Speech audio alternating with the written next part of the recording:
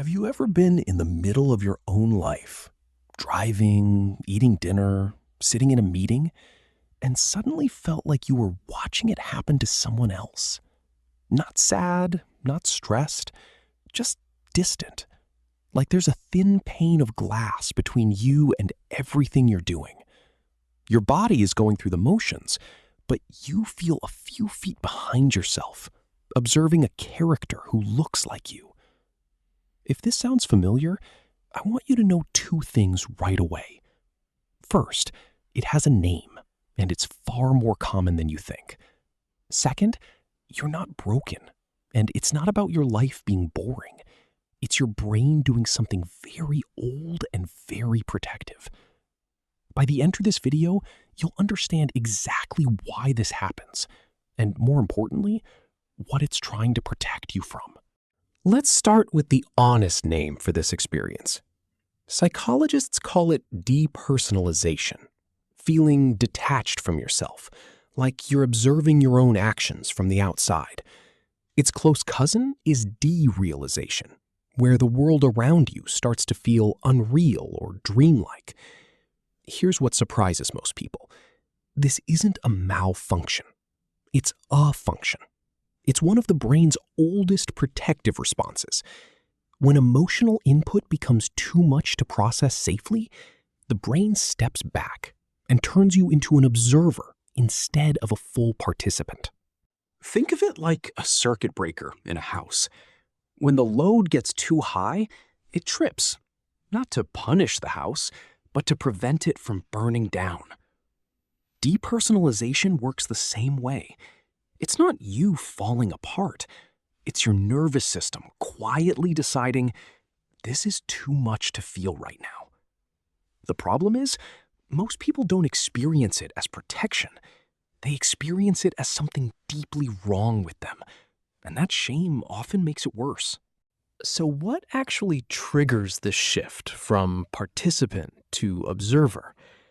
In the short term, it's usually acute stress, overwhelm, panic, or extreme exhaustion.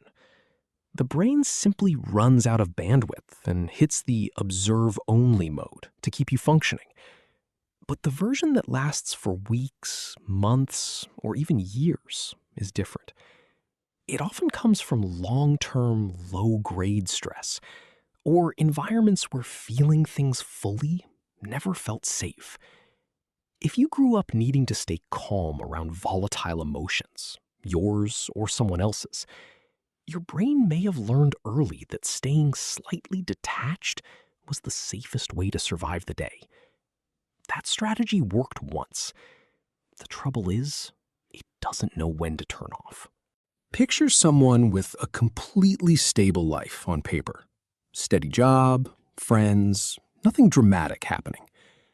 Yet they describe their days like this. They wake up, go through the motions, and by evening can barely remember any of it. Conversations happen, they laugh at the right moments, they say the right things, but it feels like they were listening from another room. This isn't laziness or depression in the usual sense.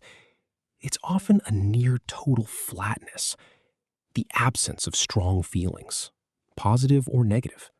And that absence is exactly why it goes unnoticed for so long. No one checks on the person who shows up, smiles, and gets everything done. What usually breaks the pattern isn't one big moment. It's finally hearing the words, "It feels like I'm watching my life instead of living it." For the first time, it has a name instead of just being a vague sense that something is wrong with them. Here's the piece that rarely gets mentioned. Depersonalization doesn't just mute the difficult feelings. In a strange way, it mutes the good ones too. When the brain turns down emotional intensity to survive hard moments, it doesn't have a selective dial. It lowers the whole range.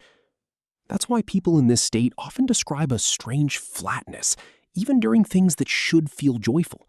Celebrations, good news, time with loved ones. It's not that they don't care. The volume knob got stuck low for everything.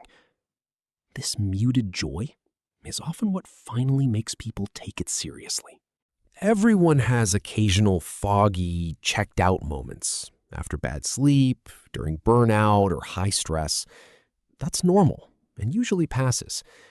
But if this feeling of watching your life has lasted for weeks or months, if it's affecting your connection to people you love or your ability to feel present in your own decisions, that's worth speaking with a mental health professional. Persistent depersonalization is well understood and very treatable. Naming it accurately is often the fastest way through it. So, if you've felt this strange distance, like you're standing just behind yourself, watching your life happen, I want you to walk away with a kinder story. Your brain, at some point, decided the safest way to get you through something was to hand you the observer's seat. It did its job. The work now isn't forcing yourself to feel everything at once.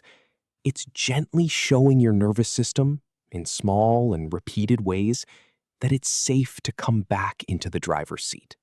If this finally gave words to something you felt for a long time, hit subscribe. This channel breaks down the hidden psychology behind what so many people feel but rarely talk about. Tell me in the comments, was there a specific moment you first noticed this watching life feeling? I read every comment. I'll see you in the next one.